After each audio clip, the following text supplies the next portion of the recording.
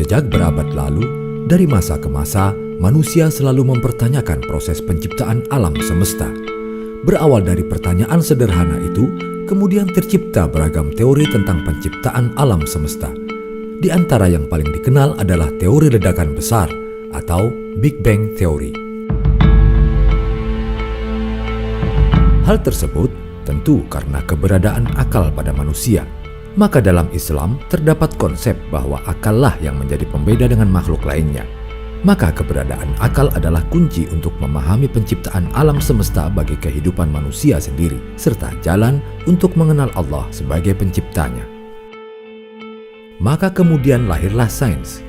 Meski begitu, sains hanyalah sebuah metodologi yang disusun berdasarkan aktivitas akal manusia dalam upaya memahami, memprediksi, dan menjelaskan fenomena alam semesta ini. Sains bukanlah kebenaran mutlak. Ia terus berubah dan berkembang dari masa ke masa seiring pencapaian akal manusia dalam ilmu pengetahuan ketika memahami setiap fenomena semesta. Disinilah peran Al-Quran yang turun sebagai wahyu dari Allah Subhanahu wa Ta'ala. Di dalamnya sangat banyak petunjuk dan informasi yang hakikatnya mengandung ilmu pengetahuan dan fenomena yang baru belakangan terbukti oleh hasil sains modern. Betapa luasnya ilmu Allah yang 14 abad lalu telah tertuang dalam kitab mulia, tanpa disadari oleh manusia, bahkan kaum muslimin sendiri, karena keterbatasan perkembangan ilmu pada saat itu. Di antara ayat yang mengindikasikan keterkaitan Al-Quran dengan pentingnya sains adalah firman Allah, Inna fi khalqis samawati wal ardi wa ikhtilafil laili wan nahari la ayatin li ulil albab alladhina yadhkuruna Allaha qiyaman wa qu'udan wa 'ala junubihim wa yatafakkaruna fi khalqis samawati wal ardi ربنا ما خلقت هذا باطلا سبحانك فقنا عذاب النار.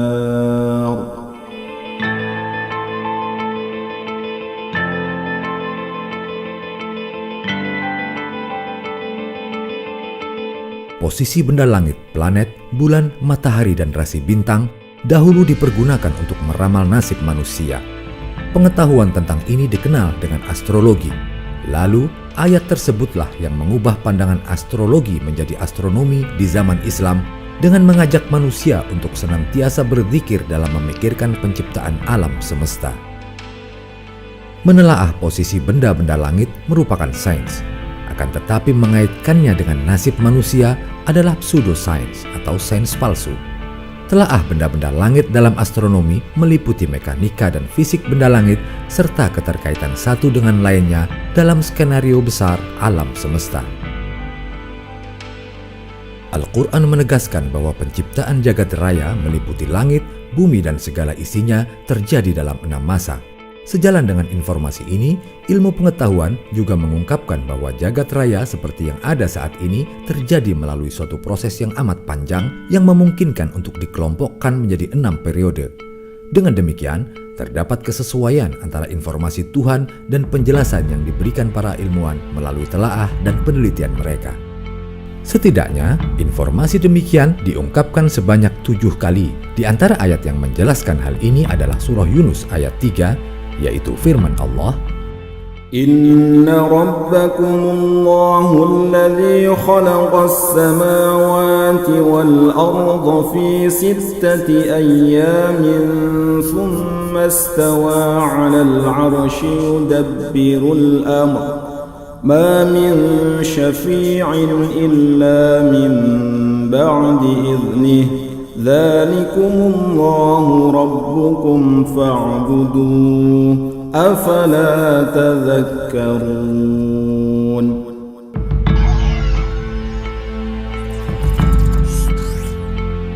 Kata yaum yang berarti hari pada ayat tersebut dimaksudkan sebagai rentang waktu atau periode penciptaan, bukan seperti hari yang dipahami manusia saat ini. Hari atau masa yang disebut dalam ayat ini dalam tuntutan agama hanya Allah saja yang mengetahui berapa lamanya. Dalam Al-Quran terdapat beberapa informasi tentang masalah ini. Ada ayat yang menyebut bahwa satu hari di sisi Allah sama dengan 1000 tahun dalam hitungan manusia. Seperti firman-Nya dalam surah Al-Hajj ayat 47 sebagai berikut. وَإِنَّ يَوْمًا عِندَ رَبِّكَ كَأَلْفِ سَنَةٍ مِّمَّا تَعُدُّونَ. Pada ayat lain dijelaskan bahwa satu hari itu sama dengan 50.000 tahun dalam hitungan manusia. Keterangan ini seperti yang disebutkan dalam surah Al-Ma'arij ayat 4 sebagai berikut. تَعْرُجُ الْمَلَائِكَةُ وَالرُّوحُ إِلَيْهِ فِي يَوْمٍ كَانَ مِقْدَارُهُ 50,000 سَنَةً. Menurut Abdullah Yusuf Ali dalam The Holy Quran Text Translation and Commentary, kata yaum atau bentuk tunggal dari ayam disetarakan dengan kata dalam bahasa Inggris age atau ayen. Sedangkan oleh Abdus Su'ud, seorang ahli tafsir abad ke-16, kata yaum disetarakan dengan pengertian peristiwa atau naubat. Memperhatikan berbagai pendapat itu, jelaslah kata yaum lebih tepat bila diterjemahkan sebagai tahap atau periode atau masa. Dengan demikian, kalimat fi sittati ayyam dalam ayat-ayat tersebut lebih tepat untuk diterjemahkan sebagai dalam 6 masa. Sebagai tambahan informasi yang tak kalah menarik, kata yaum yang berarti hari diulang sebanyak 365 kali di dalam Al-Quran. Hal itu sangat akurat dengan jumlah hari dalam setahun. Apakah itu suatu kebetulan? Wallahu a'lam bis-shawab. Merujuk dari surah An-Nazi'at, Profesor Thomas Jamaluddin dalam buku Menjelajah Kekuasaan Langit Menembus Kedalaman Al-Quran mengungkapkan bahwa 6 hari dapat bermakna 6 proses evolutif, sejak penciptaan alam semesta pertama kali sampai penciptaan manusia sebagai jenis makhluk terakhir yang diciptakan Allah. Proses dari penciptaan ini terus berlangsung sampai saat ini dan tidak berhenti pada suatu tahap tertentu. Maka, jika dirinci, ayat-ayat tersebut mengungkapkan secara kronologis 6 masa penciptaan sebagai berikut. Masa pertama dimulai dari ayat 27. أَأَنْتُمْ أَشَدُّ خَلْقًا أَمِ السَّمَاءُ بَنَاهَا. Apakah penciptaan kamu yang lebih hebat ataukah langit yang telah dibangunnya? Quran Surah An-Nazi'at ayat 27. Ayat ini menjelaskan tentang penciptaan alam semesta dengan peristiwa Big Bang, yakni ledakan besar sebagai awal lahirnya ruang dan waktu termasuk materi. Berdasarkan analisis astronomi kosmologi, ledakan besar terjadi sekitar 13,7 miliar tahun yang lalu. Penciptaan pertama kali adalah energi dari partikel foton. Dari partikel foton terbentuk proton, neutron, dan elektron, serta partikel lain yang tidak dikenal. Sains menggolongkannya sebagai materi gelap. Dari proton dan elektron terbentuk hidrogen sebagai unsur pertama pembentuk bintang. Masa kedua dilanjutkan di ayat 28. رَفَعَ سَمْكَهَا فَسَوَّاهَا.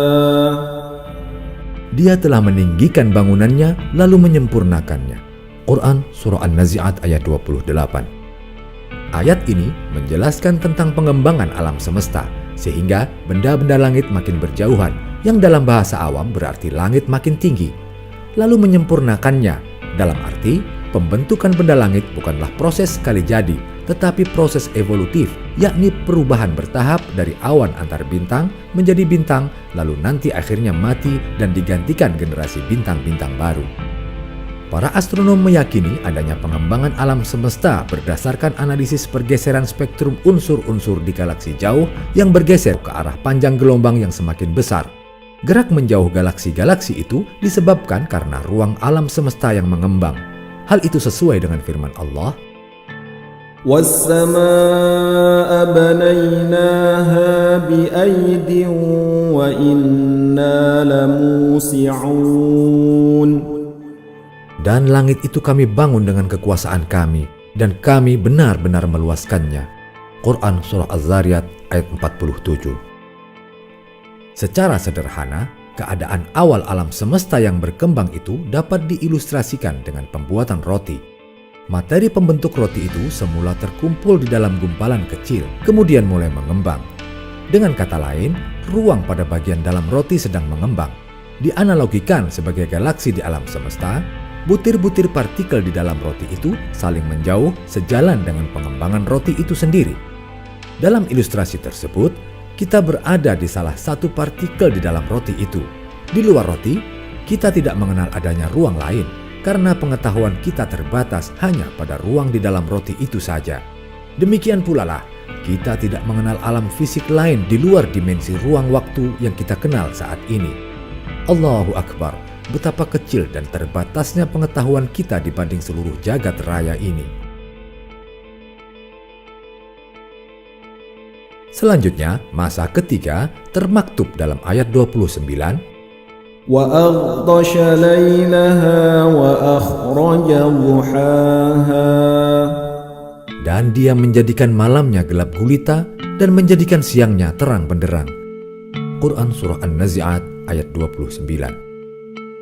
Ayat ini bercerita khusus tentang tata surya yang juga berlaku pada bintang-bintang lain. Masa ini adalah masa penciptaan matahari yang bersinar dan bumi serta planet-planet lainnya yang berotasi sehingga ada fenomena malam dan siang. Adanya matahari sebagai sumber cahaya, bumi yang berotasi menjadikan malam dan siang. Menurut penelitian astronomi, tata surya terbentuk sekitar 4,5 miliar tahun lalu dari awan antar bintang raksasa. Mulanya, awan antar bintang itu memadat sambil berotasi, berputar pada sumbunya. Bagian tengah yang semakin memadat akan semakin panas. Ketika suhunya mencapai puluhan juta derajat, mulainya reaksi nuklir. Hidrogen berfusi dengan hidrogen, menghasilkan helium dan energi. Bagian inti awan antar bintang itu menjadi matahari yang mulai memancarkan energinya. Lambat laun, debu-debunya tersibak oleh angin matahari, sementara debu yang memadat di sekitar matahari kemudian berproses membentuk planet-planet, salah satunya bumi kita ini. Lalu, masa keempat pada ayat 30, وَالْأَرْضَ بَعْدَ ذَلِكَ دَحَاهَا.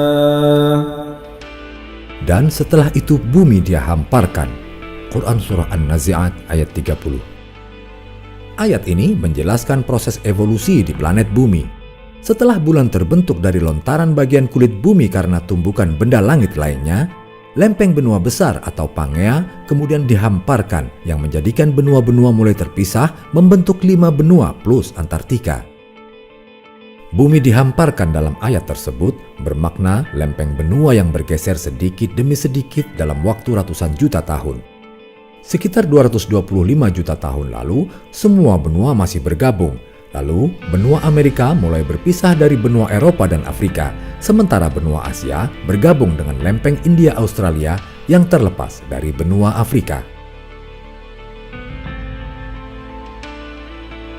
Berikutnya, masa kelima, ayat ke-31, أَخْرَجَ مِنْهَا مَاءَهَا وَمَرْعَاهَا.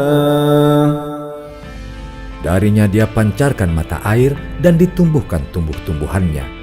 Quran Surah An-Nazi'at ayat 31. Ayat ini menjelaskan awal penciptaan kehidupan di bumi, mungkin juga di planet lain yang disiapkan untuk kehidupan dengan menyediakan air. Proses pemanasan yang menyebabkan penguapan dan pembentukan awan, lalu hujan yang menyebabkan siklus hidrologi yang akhirnya memancarkan mata air.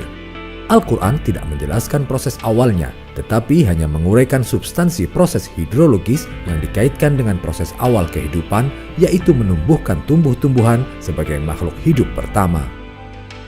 Kehidupan diperkirakan bermula dari laut yang hangat sekitar 3,5 miliar tahun yang lalu berdasarkan fosil tertua yang pernah ditemukan.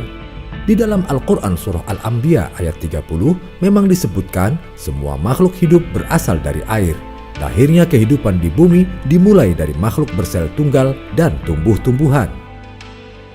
Yang menarik, proses lahirnya kehidupan yang dimulai dari tumbuhan terkait dengan skenario Allah menyiapkan kehidupan di bumi. Hadirnya tumbuhan dan proses fotosintesis sekitar 2 miliar tahun lalu menyebabkan atmosfer mulai terisi dengan oksigen bebas. Adanya oksigen diperlukan oleh sebagian besar makhluk hidup bergerak, yakni binatang dan manusia. Dan terakhir, masa ke-6 dijelaskan pada 2 ayat berikutnya dalam surah An-Nazi'at. وَالْجِبَالَ أَرْسَاهَا مَتَاعًا لَكُمْ وَلِأَنْعَامِكُمْ. Dan gunung-gunung dipancangkan dengan teguh. Semua itu untuk kesenanganmu dan untuk hewan-hewan ternakmu. Quran Surah An-Nazi'at ayat 32-33. Ayat ini menjelaskan lahirnya gunung-gunung akibat evolusi geologi dan mulai diciptakannya hewan dan manusia. Masa ke-6 ini menceritakan lahirnya binatang dan manusia setelah prasyarat kehidupan yang utama, yaitu adanya air dan oksigen terpenuhi. Proses geologis akibat pergeseran lempeng benua yang memunculkan gunung-gunung juga merupakan persiapan fisik yang memberikan keseimbangan dari gerakan bumi. Dan hal ini memungkinkan materi yang merupakan kandungan bumi dikeluarkan untuk kepentingan manusia sebagai khalifah di bumi. Berdasarkan temuan ilmiah yang diperoleh, telah disusun suatu silsilah evolusi yang berawal dari sejenis bakteri bersel satu yang hidup sekitar 3,5 miliar tahun lalu. Dari jenis bakteri lahir generasi ganggang yang masih hidup di air. Ganggang hijau sekitar 1-2 miliar tahun lalu melahirkan generasi tumbuhan darat. Dari jalur ganggang hijau, sekitar 630 juta tahun lalu juga lahir generasi hewan tak bertulang belakang.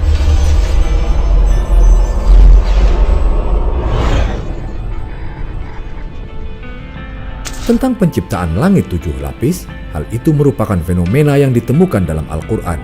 Ada beberapa ayat yang memberikan informasi tentang hal ini. Di antaranya adalah yang terdapat pada surah Al-Mulk ayat 3, yaitu الذي خلق 7 سماوات طباقا ما ترى في خلق الرحمن من تفاوت فارجع البصر هل ترى من فطور. Pemahaman tentang 7 langit berkembang sesuai pemahaman manusia tentang alam semesta. Dalam kebudayaan Eropa kuno, orang menganggap langit itu berlapis-lapis dengan bumi sebagai pusat alam semesta atau geosentrik. Bulan berada pada langit pertama, kemudian pada langit kedua sampai ketujuh masing-masing ada Merkurius, Venus, Matahari, Mars, Jupiter, dan Saturnus. Di luar langit 7 itu ada bintang-bintang lainnya. Dulu, orang juga mengaitkan dengan astrologi atau peramalan bintang, yaitu bahwa benda-benda langit yang dikaitkan dengan kepercayaan akan dewa penguasanya mempengaruhi kehidupan di bumi bergantian dari jam ke jam, dimulai dari yang terjauh. Ada pula yang berpendapat 7 langit diartikan dengan lapisan-lapisan atmosfer yang dekat dengan bumi ini. Namun, apabila teori tersebut dikaitkan dengan Mi'raj Rasulullah SAW, nampak kurang tepat. 7 langit ini mungkin lebih pas bila diartikan sebagai 7 dimensi ruang waktu. Seperti dinyatakan dalam fisika, bahwa di jagat raya ini terdapat 4 gaya fundamental, yaitu gaya elektromagnetik, gaya nuklir lemah, gaya nuklir kuat, dan gaya gravitasi. Kaluza-Klein teori menjelaskan bahwa untuk dapat menerangkan ketersatuan gaya-gaya yang 4 itu, maka adanya geometri ruang waktu yang kita berada di dalamnya sekarang ini tidaklah cukup. Untuk bisa menjelaskan keempat gaya tersebut, maka teori ini menyatakan harus ada 7 dimensi ruang waktu atau time space dimensions yang lain.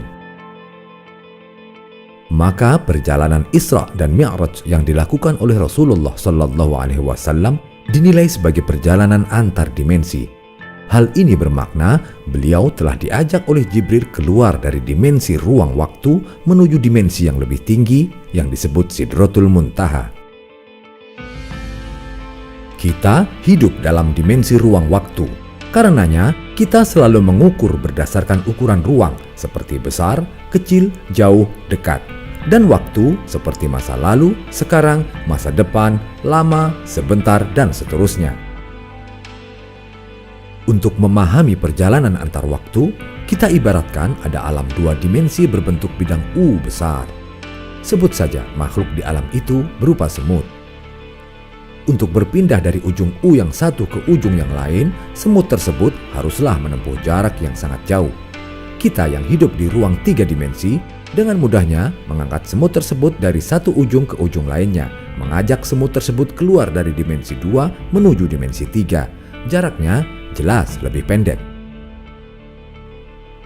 Demikianlah analogi sederhana perjalanan antar dimensi. Mekanismenya tentu masih di luar kemampuan sains. Tetapi Allah telah memperjalankan hambanya Rasulullah SAW bersama Jibril yang memang berada di luar dimensi yang lebih tinggi dari dimensi ruang waktu.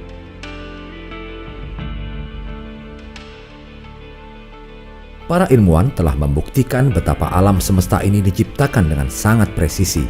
Allah mengisyaratkan bahwa alam semesta dicipta dalam satu struktur yang sangat harmonis.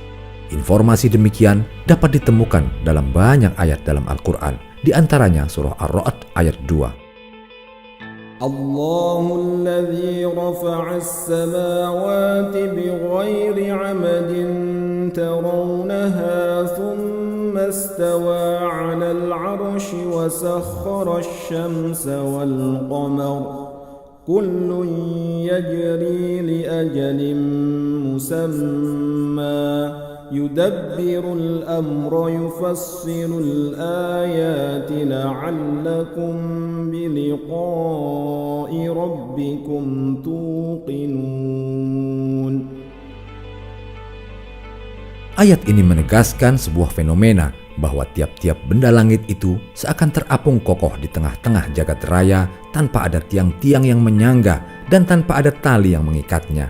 Memanglah benda-benda langit yang terlihat di alam ini terwujud tanpa tiang yang menyangganya.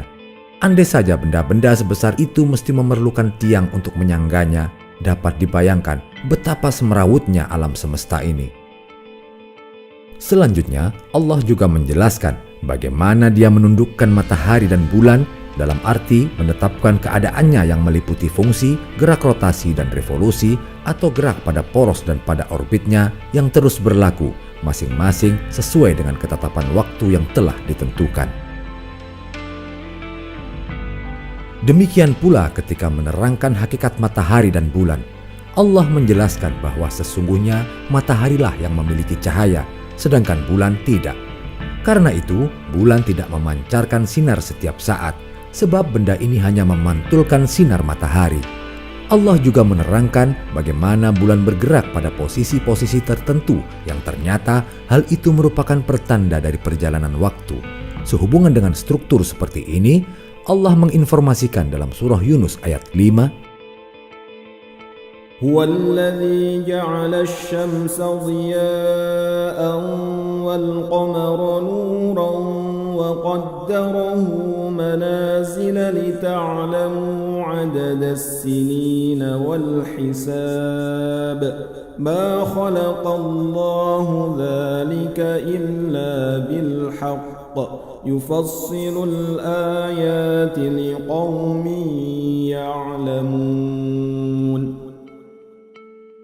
Menurut ilmu astronomi, yang paling berperan dalam menjadikan stabilnya benda-benda langit itu terutama adalah gaya gravitasi. Gaya-gaya yang lain itu mungkin tidak terlihat, tetapi efeknya dapat kita lihat dan rasakan. Dengan gaya itu, matahari, bulan, dan semua benda-benda langit bergerak terus-menerus yang satu mengitari yang lain seakan terus-menerus bertawaf seperti yang dilakukan oleh umat Islam saat melaksanakan ibadah haji dan umroh. Semuanya ditundukkan mengikuti hukum-hukum Allah yang telah ditetapkan. Itulah yang disebut dengan sunnatullah. Pada ayat tersebut juga dijabarkan ketentuan Allah tentang garis edar atau orbit yang teratur dari matahari dan bulan. Hal itu berakibat munculnya pergantian siang dan malam, dimaksudkan agar manusia mengetahui perhitungan tahun dan ilmu hisab, yaitu ilmu tentang penghitungan waktu yang didasarkan pada posisi bulan atau matahari. Begitulah ketetapan Allah menciptakan alam semesta ini dengan penuh harmoni dan presisi, kemudian menjadikan manusia di kehidupan bumi untuk menjadi khalifah. Ketaatan pada peringatan Allah untuk menjaga alam ini akan membuahkan kebaikan bagi alam maupun manusia. Namun demikian, banyak pula di antara manusia yang justru tidak melakukan tugas ini seperti yang dikehendaki Allah. Akibat yang dapat disaksikan adalah fenomena-fenomena yang menjurus pada kerusakan dan kehancuran alam semesta. Sebagaimana firman Allah, telah tampak kerusakan di darat dan di laut disebabkan karena perbuatan tangan manusia. Allah menghendaki agar mereka merasakan sebagian dari akibat perbuatan mereka, agar mereka kembali ke jalan yang benar. Quran Surah Ar-Rum ayat 41. Global warming dan menipisnya lapisan ozon hanyalah contoh awal yang sering dikhawatirkan dunia saat ini. Sangat banyak ayat-ayat di dalam Al-Quran yang memperingatkan dahsyatnya kerusakan alam semesta ini di akhir zaman. Di antaranya, apabila bumi diguncangkan sedahsyat-dahsyatnya dan gunung dihancur luluhkan sehancur-hancurnya, maka jadilah ia debu yang berterbangan. Quran Surah Al-Waqiah ayat 4-6. Di ayat lainnya, Allah juga memperingatkan, apabila langit terbelah, dan apabila bintang-bintang jatuh berserakan, dan apabila lautan dijadikan meluap. Quran Surah Al-Infitar ayat 1-3.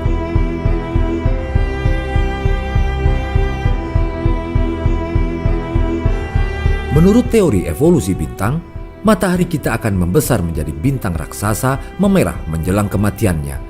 Pada saat itu, matahari bersinar sedemikian terangnya hingga lautan akan mendidih dan kering, batuan akan meleleh, dan kehidupan pun akan punah. Kemudian matahari akan terus bertambah besar sehingga planet-planet di sekitarnya seperti Merkurius, Venus, Bumi, dan Bulan serta Mars masuk ke dalam bola gas matahari. Barangkali kejadian inilah yang diisyaratkan dalam Al-Quran Surah Al-Qiyamah ayat 7-9 sebagai bersatunya matahari dan bulan. Hal itu bahkan sangat sesuai dengan hadis Rasulullah sejak 14 abad yang lalu.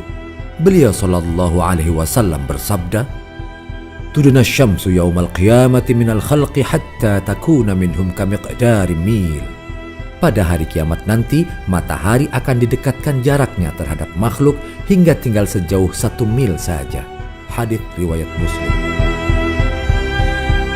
Sungguh, suatu proses kehancuran yang sangat mengerikan telah diperingatkan oleh Allah dan Rasul-Nya sejak 14 abad yang lalu. Bahkan sebelum sains benar-benar mampu memahami struktur alam semesta dan sistem tata surya seperti zaman modern ini. Hanya yang bertakwalah yang akan selamat pada hari itu. Sebagaimana firman Allah, "Wahai manusia, bertakwalah kepada Tuhanmu. Sungguh, guncangan hari kiamat itu adalah suatu kejadian yang sangat dahsyat." Quran Surah Al-Hajj ayat 1. Hari akhir itu pasti akan datang atas kehendak penciptanya. Memanglah semua yang ada di jagat raya ini akan binasa kecuali Allah sang pencipta. Sebagaimana firman-Nya, "Kullu syai'in halikun illa wajhah." Segala sesuatu pasti akan binasa kecuali Allah. Quran Surah Al-Qasas ayat 88.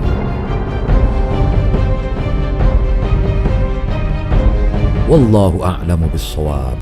Semoga kajian ini bermanfaat menambah pengetahuan kita. Lebih dari itu, semoga menambah ketakwaan kita kepada Allah Azza wa Jalla. Sampai jumpa, ikuti terus video-video kajian tafsir ilmi berikutnya.